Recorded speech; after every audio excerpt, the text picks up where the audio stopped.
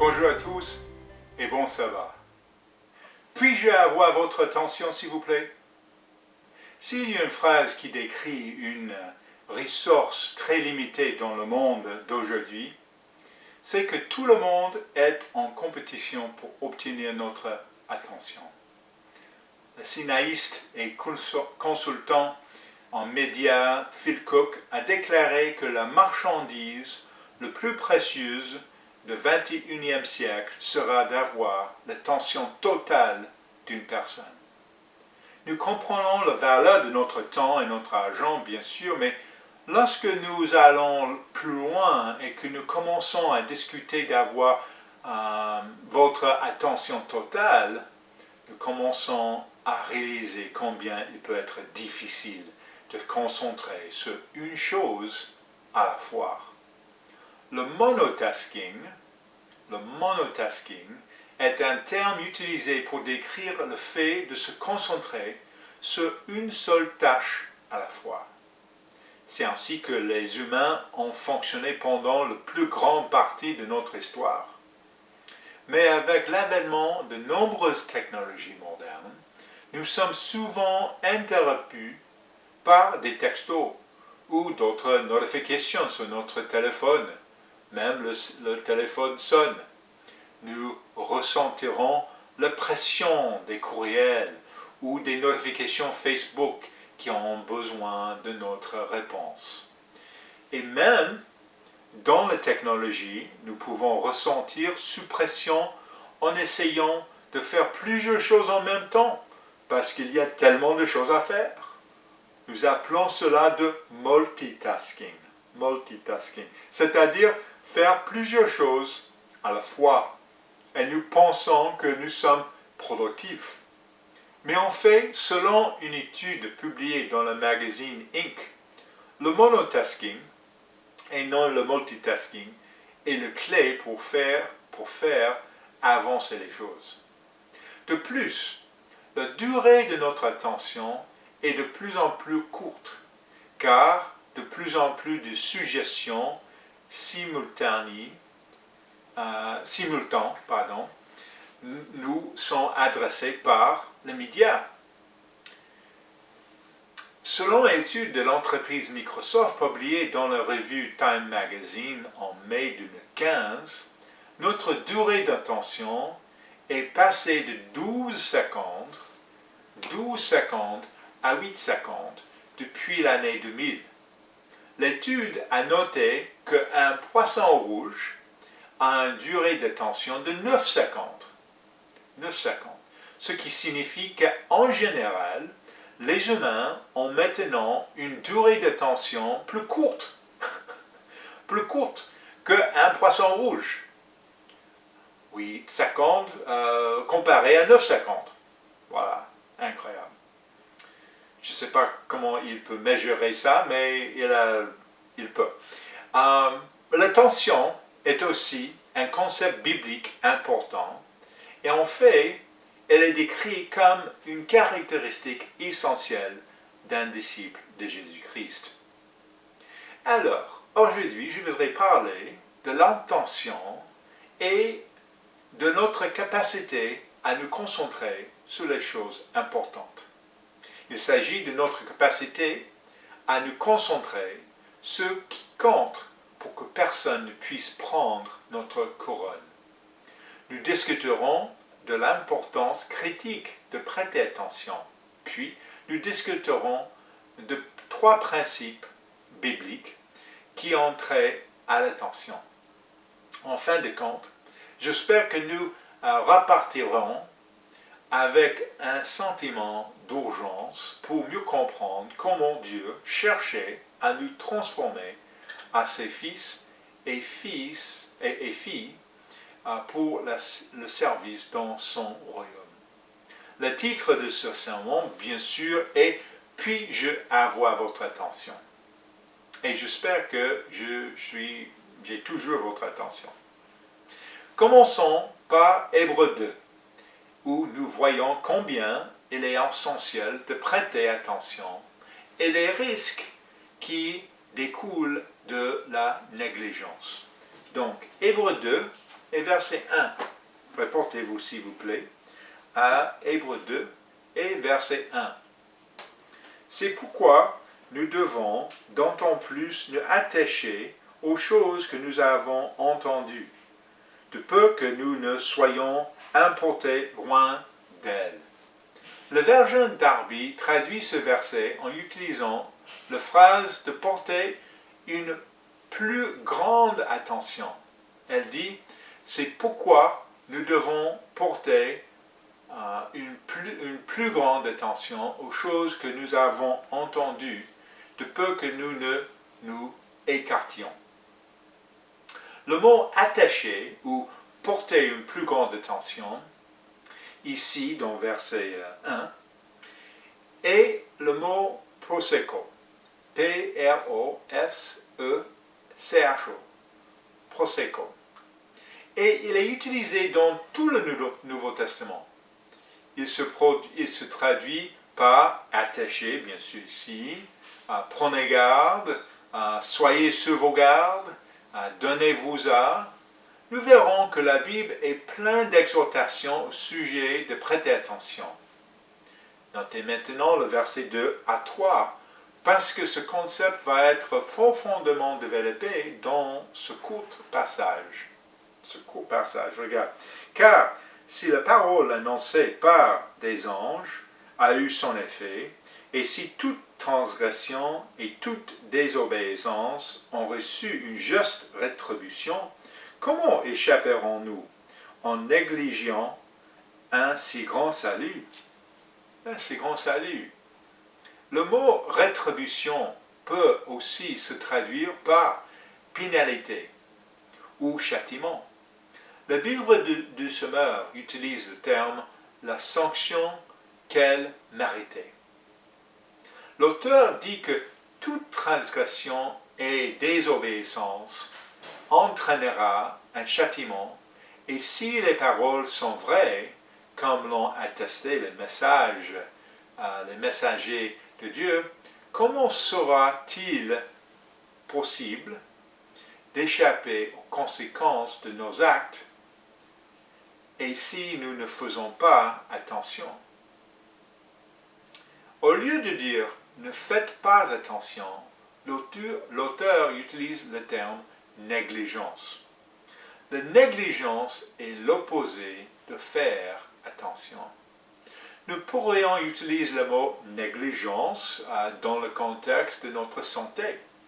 Peut-être avons-nous entendu quelqu'un dire « quand j'étais jeune, j'ai négligé ma santé et maintenant je souffre à cause de cela ». Le fait de ne pas faire attention apporte des conséquences. Nous utilisons souvent le mot « négligence » dans le contexte de la description de rôle parental.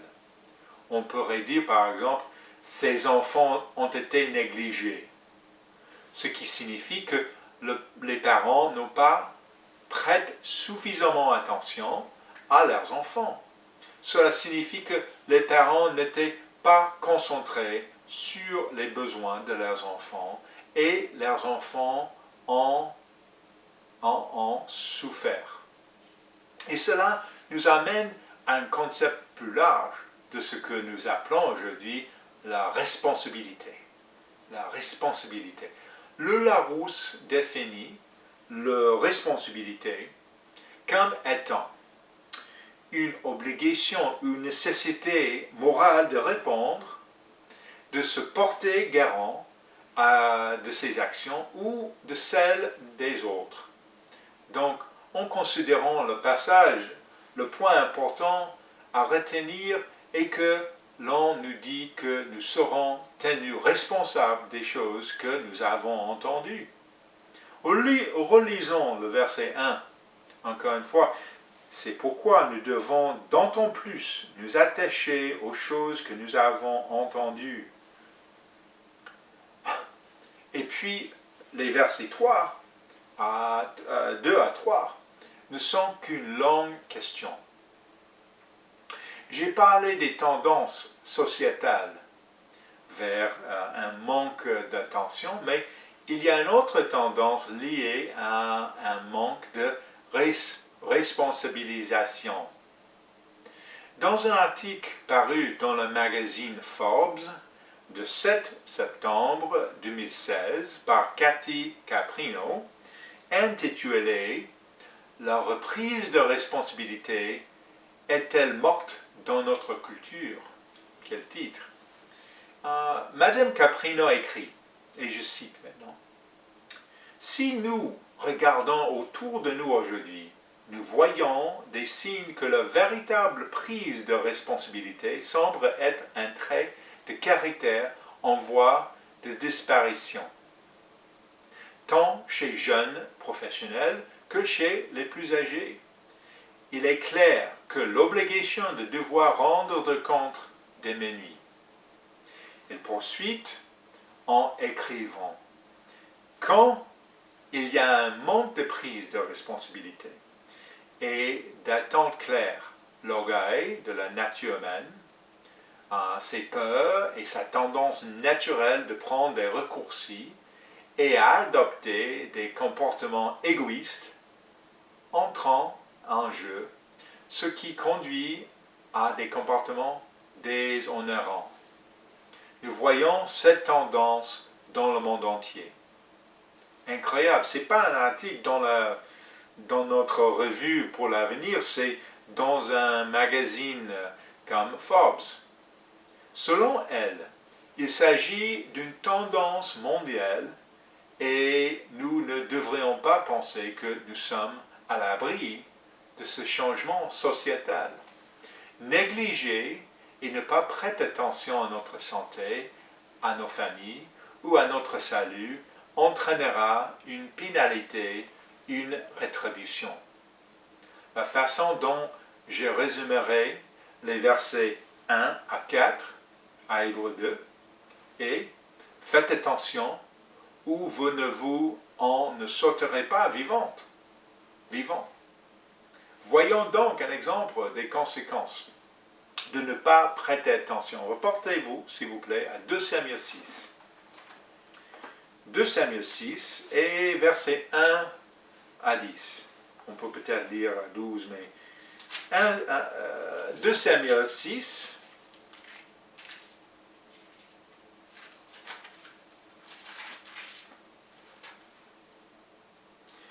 et verset 1.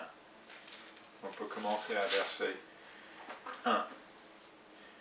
2 Samuel 6, verset 1. David rassembla encore toute l'élite d'Israël, au nombre de 30 000 hommes.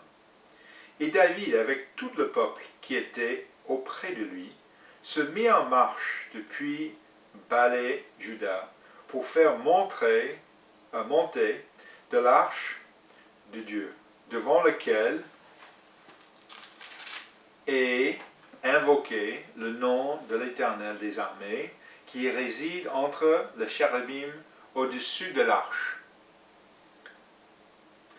La plupart des érudites souligneront que c'est ici un moment crucial pour David. David déclare que Jérusalem, sa nouvelle capitale, ne sera pas seulement le centre politique de la nation d'Israël, mais son centre religieux. L'arche qui avait été capturée par les Philistins et leur avait causé tant de dommages, allait être apportée à Jérusalem. Elle était restée dans l'obscurité dans une ville qui s'appelle Kirjath Jearim, probablement en raison de la grande crainte qui suscitait son pouvoir.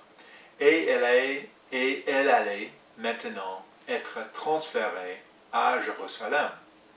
Regardez maintenant verset 3. Ils mirent sur un char neuf l'arche de Dieu et l'emportèrent de la maison d'Abinadab sur la colline. Uzzah et Achio, fils d'Abinadab, conduisaient le char neuf. Ils emportèrent donc de la maison d'Abinadab sur la colline. Uzzah marchait à côté de l'arche de Dieu, et Achio allait devant l'arche. Verset 5 maintenant. David et toute la maison d'Israël jouaient devant l'Éternel de toutes sortes d'instruments, de bois, cyprès, des arbres, des luths, des tambourins, des sistres et des cymbales. Nous pouvons lire des passages parallèles sur cet événement dans 1 Chronique 13 aussi. C'est un moment spécial pour la nation et pour David en particulier. La puissance et la présence de Dieu et la crainte de l'arche de l'Alliance et ce qu'elle représentait allait être placé à Jérusalem. Cela allait dynamiser la nation d'Israël et allait renforcer son sentiment d'identité nationale. Il aurait une nouvelle capitale. En effet, Jérusalem fut le centre de leur identité pendant 1000 ans, même si elle fut détruite par les Babyloniens, puis par les Romains, et même après sa destruction par les Romains, elle est restée la ville symbole de leur identité pendant encore 2000 ans. Aujourd'hui encore, cette cérémonie et l'importance de Jérusalem affectent les événements mondiaux. Mais que s'est-il passé? Lisons maintenant versets 6 à 7. Lorsqu'il fut arrivé à l'ère de Nachon, Uzza étendit la main vers l'arche de Dieu et le saisit parce que les bœufs le faisaient pencher. La colère de l'Éternel s'enflamma contre Uzza, et Dieu le frappa sur place à cause de sa faute. Uzza mourut là, près de l'arche de Dieu. Que s'est-il passé? Cette ombre remplie de meilleures intentions, étendit la main pour stabiliser l'arche et il fut frappé. Avez-vous déjà entendu l'expression « le chemin de l'enfer est pavé de bonnes intentions » Le chemin de l'enfer est pavé de bonnes intentions. Voilà, ça c'est des bonnes intentions. Voyez la réaction de David au verset 8. Quelle honte! David fut irrité de ce que l'Éternel avait frappé Uzza d'un tel châtiment. Et ce lieu a été appelé jusqu'à ce jour Péré-Uzza. David a peur de l'Éternel en ce jour-là. Et il dit, comment l'arche de l'Éternel entraînait-il chez moi? David, il était abasourdi par la colère et rempli de peur. Il peut dire, pourquoi Dieu fait-il une telle chose? À qui ai-je affaire? Comment puis-je interagir avec un être comme ça? David a donc fait ce que chacun d'entre nous devait faire lorsque nous faisons face à un revers de situation. Il s'est arrêté pour se calmer, à réévaluer ses plans et a eu une sorte de période de réflexion. Lisons le verset 10 maintenant, 10 à 12. Il ne voulait pas retirer l'arche de l'Éternel chez lui dans la cité de David, et il la fit conduire dans la maison d'Obed-Édom de Gath. L'arche de l'Éternel resta 3 mois dans la maison d'Obed-Édom de Gath, et l'Éternel bénit Obed-Édom et toute sa maison. Ce s'est-il donc passé? Pourquoi il y a un problème? Eh bien, pour comprendre la réponse, reportez-vous s'il vous plaît à Nombre chapitre 4 et verset 15. Nombre chapitre 4 et verset 15. Et lisons l'instruction que Dieu avait donnée pour déplacer l'arche. Nombre chapitre 4 et verset 15 ici. Après que Aaron et ses fils auront achevé de couvrir le sanctuaire et tous les ustensiles du sanctuaire, les fils de Kehath viendront au départ du camp pour les porter. Mais ils ne toucheront point les choses saintes, de peur qu'ils ne meurent. Telles sont les fonctions des porteurs imposées aux fils de Kehath dans les temps assassination. Nous pouvons voir que l'arche ne devait pas être transportée par des animaux sur une charrette. Elle devait être portée par des hommes, et plus particulièrement par des descendants de Kehath. David, le savait-il? Je ne sais pas. Les sacrificateurs, le savaient-ils? Nous ne le savons pas exactement. Mais ils s'en sont certainement rendus compte plus tard. Parce que lorsque David a essayé de nouveau transporter l'arche, ce sont des hommes qui l'a portée. Reportez-vous encore une fois à 2 Samuel 6 pour finir l'histoire. 2 Samuel 6 pour finir l'histoire. Maintenant, verset 12. On veut dire au roi Israël, au roi David, pardon, l'Éternel a béni la maison d'Obed-Édom et tout ce qui était à lui, à cause de l'arche de Dieu. Et David se mit en route, et il fit monter l'arche de Dieu depuis la maison d'Obed-Édom jusqu'à la cité de David, au milieu des réjouissances.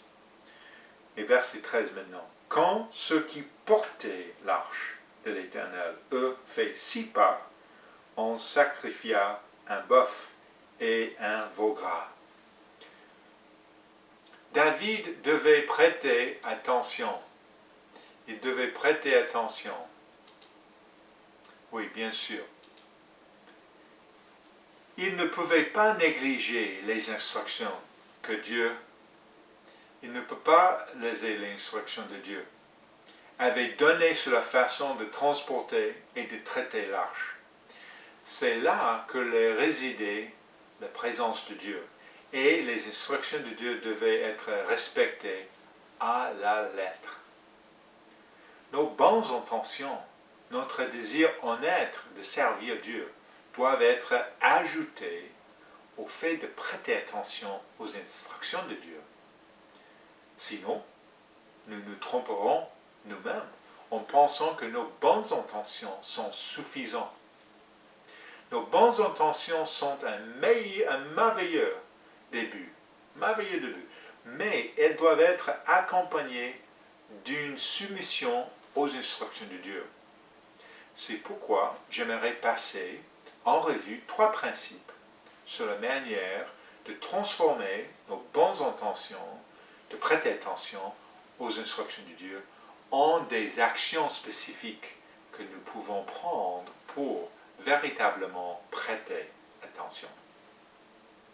Voilà, le premier principe que je partagerai à propos de prêter attention est d'écouter les serviteurs de Dieu. D'écouter les serviteurs de Dieu. Voyons cette admonition de Pierre dans 2 Pierre 1 et verset 19. 2 Pierre 1,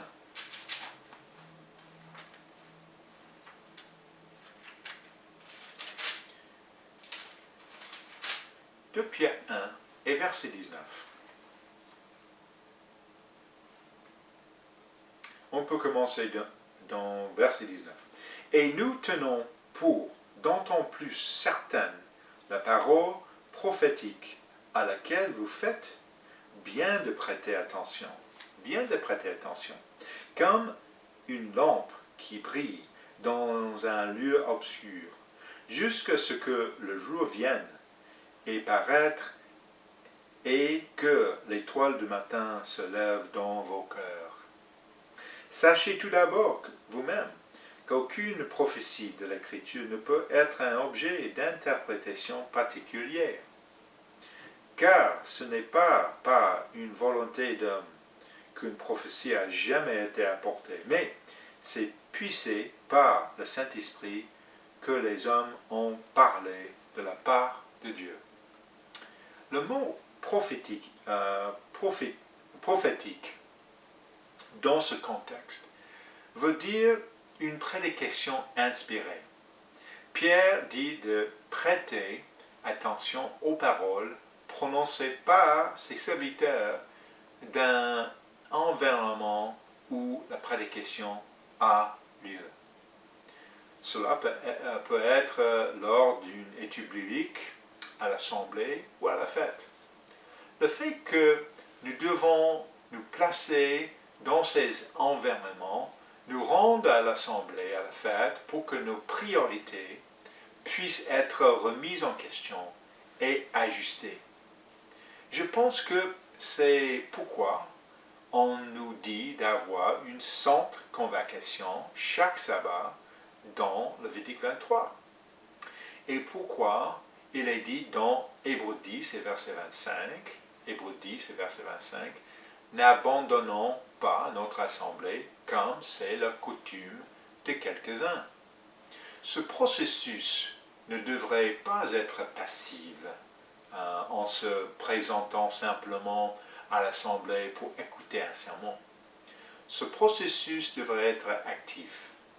Qu'est-ce qui nous empêche d'aimer Dieu et d'aimer notre prochain? Ça, c'est les deux grands commandements. Quels sont les symptômes que nous voyons en nous pendant la semaine? Et comment la parole de Dieu s'applique-t-il à cette situation? Ce processus de réflexion peut se dérouler en groupe, en famille, ou peut-être juste avec deux personnes. Voyons cela décrit dans Actes 16 et verset 14. Actes 16.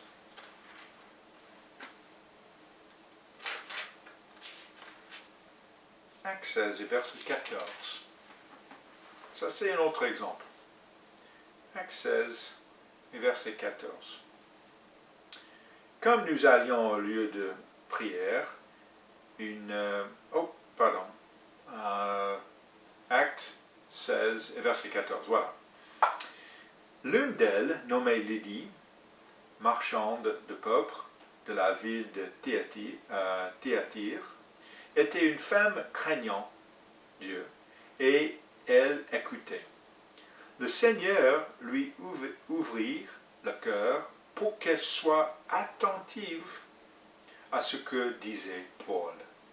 Voici encore une fois ce mot attentive ou attention. Dieu ouvre son cœur pour qu'elle prête attention aux choses qu'elle entendait de Paul. Ces paroles ont sans doute été prononcées dans la prédication formelle, peut-être lors de l'assemblée, et aussi probablement dans ces conversations privées. Dépendons-nous de conseils ou nous retirons-nous en nous-mêmes sans chercher à recevoir de l'aide? Quelle est notre situation? Si nous ne cherchons pas le conseil, et en fait, si nous n'écoutons pas ou ne prêtons pas attention aux conseils qui nous ont été donnés, nous pouvons appeler cela de la négligence. De la négligence. Pendant des années, j'ai reçu et j'ai remis aux employés de mon équipe des évaluations annuelles de rendement. Des évaluations annuelles de rendement. Et dans ces examens, il y a toujours une section concernant les points forts et les points forts de la personne et ses points de développement personnel. Une chose que j'ai vue à maintes reprises, c'est qu'il était vraiment rare qu'une personne se concentrait à porter des choses et à ses points de développement. Soit la personne n'accepte pas que ces domaines de développement aient de l'importance, soit si elle acceptait que les changements étaient nécessaires, elle n'y a consacré pas assez de temps. On ne cherchait pas à recevoir des conseils pour changer. En général, il n'y avait que découragement et de désespoir quant à la capacité de changer. Dans certains cas assez graves, des gens ont littéralement été perdre leur travail, perdre leur poste, parce qu'ils ne peuvent pas prêter attention à leurs points faibles pour les développer et y apporter des changements importants. Une fois, je me souviens une fois, j'ai dû, quand j'ai aidé quelqu'un, je crois que ça c'est le mot, j'ai dû avoir la présence d'un agent de sécurité même pour que la personne soit escortée hors du bâtiment. J'ai dû faire appel à un agent de sécurité parce que tout le monde craignait que la personne ne se mette en colère en voyant que son incapacité à changer avait entraîné la perte de son emploi.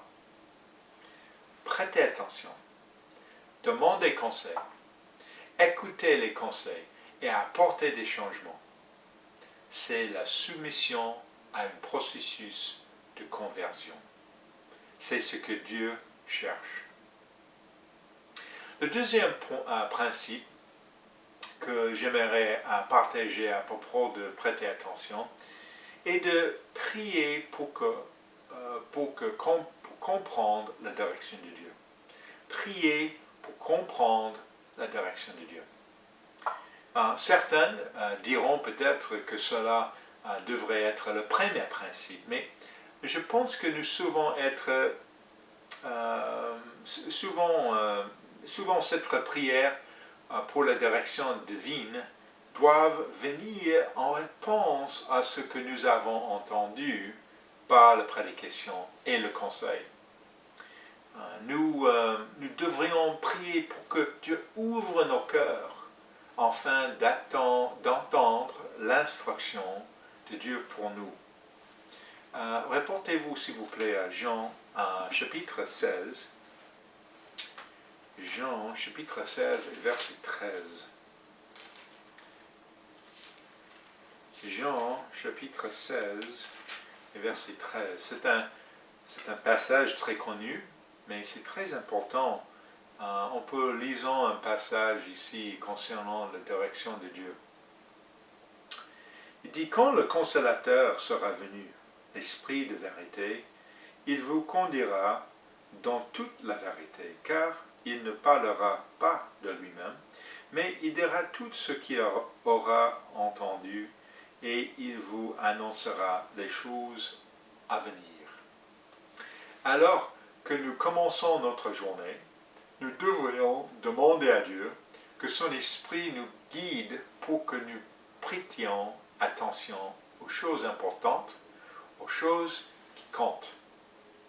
Très important, c'est l'Esprit Saint qui nous guide.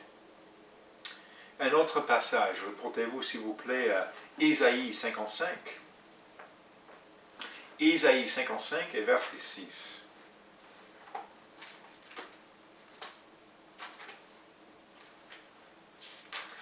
Ésaïe 55 et versets 6 à 8. 55 et versets 5 à 8. Cherchez l'Éternel pendant qu'il se trouve. Invoquez-le tandis qu'il est près. Que les méchants abandonnent sa voie et l'homme d'iniquité ses pensées. Qu'il retourne à l'Éternel, qui aura pitié de lui. À notre Dieu qui ne laisse pas de pardonner. Car mes pensées, verset 8, c'est très important, verset 8. Car mes pensées ne sont pas vos pensées, et vos voix ne sont pas mes voix, dit l'Éternel. Quelle que soit notre tendance naturelle, quelle que soit la façon de penser que nous avons développée, si elles n'ont pas été examinées à la lumière des instructions de la Bible, alors qu'elles devraient être considérées comme suspectes. Paul a dit de nous examiner nous-mêmes pour savoir si nous sommes dans la foi. Et en commençant notre journée par la prière, nous invitons l'Esprit de Dieu à ouvrir nos cœurs, ce que à quoi il est important de prêter attention au cours de la journée. Souvent, nous pouvons devenir esclaves de ce que l'on appelle la tyrannie de l'urgence. La tyrannie de l'urgence. Autrement dit, à faire attention à quelque chose juste parce que quelqu'un fait beaucoup de bruit à ce sujet. Dès notre réveil, nous allons être entraînés dans toutes sortes de directions. C'est pourquoi Phil Cook a appelé le fait d'avoir toute notre attention une ressource très limitée. J'aimerais lire un extrait du journal de management publié le 12 mars 2019 au sujet d'un article de Sabine Sonnentag intitulé « Rattachement matinal au travail ». Et je cite maintenant. En accord avec l'idée que les matins sont particulièrement importants pour donner le ton de la journée, Sonnentag et Kuhnel, ça c'est les deux auteurs, ont soutenu que lorsque les employés se rattachent mentalement de façon active à leur travail, dès le matin, ils sont plus engagés pendant la journée au travail. Le rattachement consiste à rétablir un lien mental avec le travail. Par exemple, en réfléchissant à des tâches précises ou en simulant mentalement la journée de travail avant de commencer à travailler. La réintégration se produit généralement pendant la transition entre le travail et la vie professionnelle et est largement sous le contrôle des employés. Moi, je trouve intéressant, ça c'est la fin de la citation, mais je trouve intéressant que l'étude visait à comprendre comment nous, en tant qu'individus, passons d'un état essentiellement non professionnel, après le sommeil, bien sûr, à un état de motivation et de préparation aux tâches de la journée. Et je pense que la prière est une partie importante de cette transition. Cela nous permet de prendre du recul par rapport au nombre de défis que nous préoccupons, qui nous préoccupent,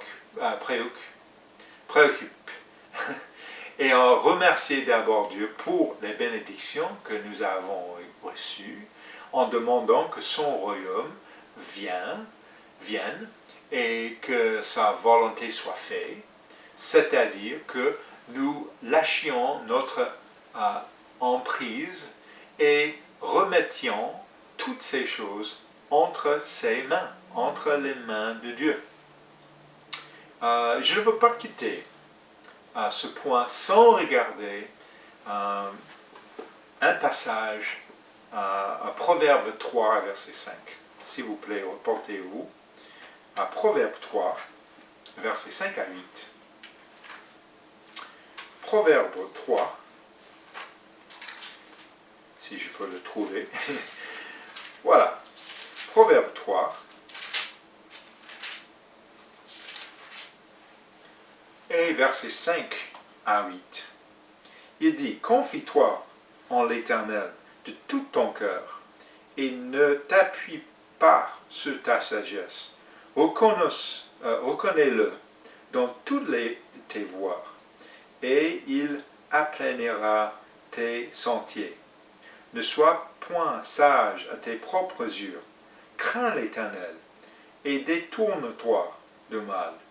Ce sera la santé pour tes muscles et un rafraîchissement pour tes os. Pour tes os. Pardon. Un passage très important.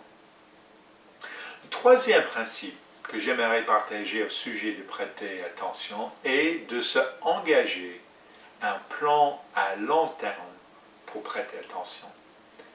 S'engager un plan à long terme pour prêter attention, ou en d'autres termes, de pratiquer ce que l'on appelle la diligence. la diligence. Lorsque nous concentrons sur quelque chose de façon constante, nous appelons cela la diligence. Et reportez-vous s'il vous plaît encore une fois à 2 Pierre 1 et maintenant au verset 5. 2 Pierre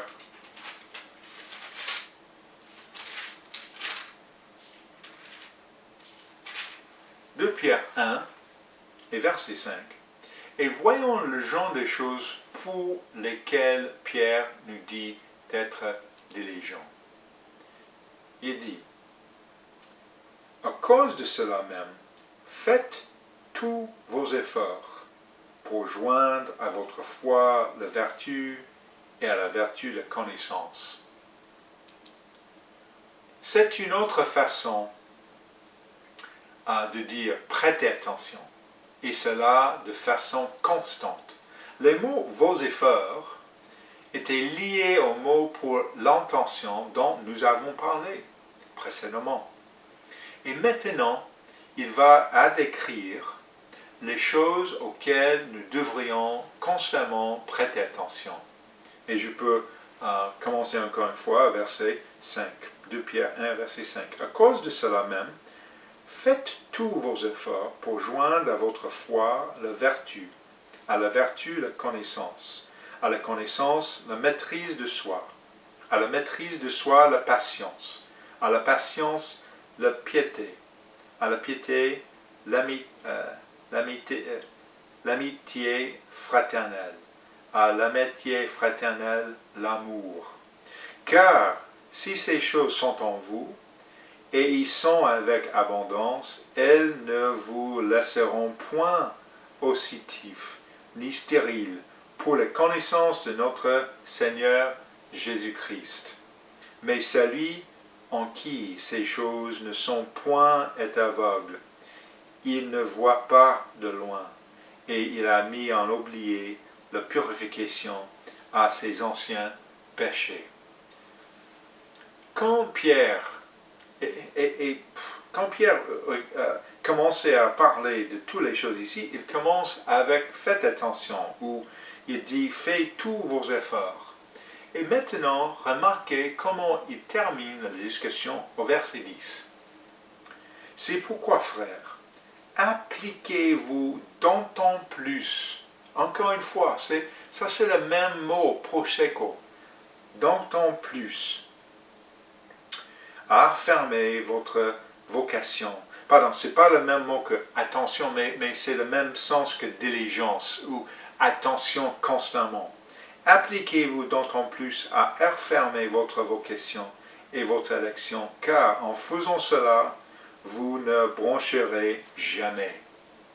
Vous ne broncherez jamais. Quand Pierre dit appliquez-vous d'autant plus, c'est une autre façon de dire prêtez attention constamment. Ça, c'est la diligence. Soyez encore plus diligents. Ainsi, il commence à finir à nous exhortant à prêter toute notre attention de façon régulière et constante.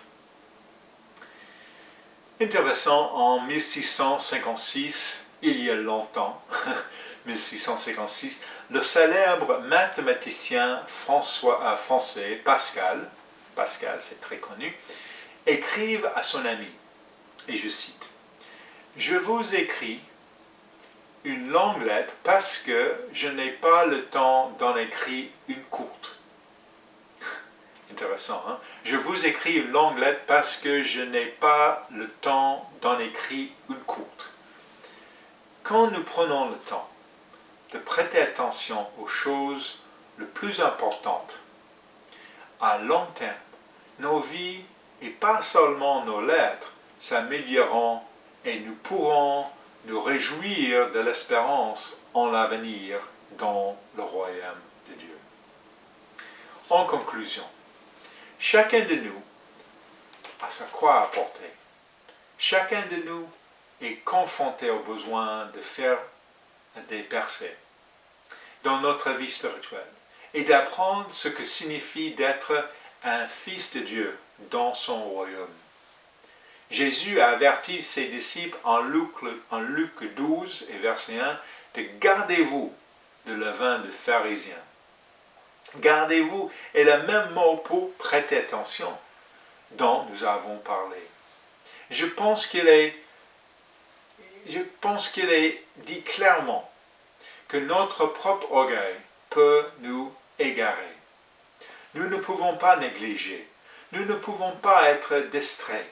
Nous ne pouvons pas nous permettre de perdre notre couronne en négligeant de confronter les choses auxquelles nous avons été appelés de vaincre. Nous en serons tenus responsables. J'espère que Dieu a notre attention.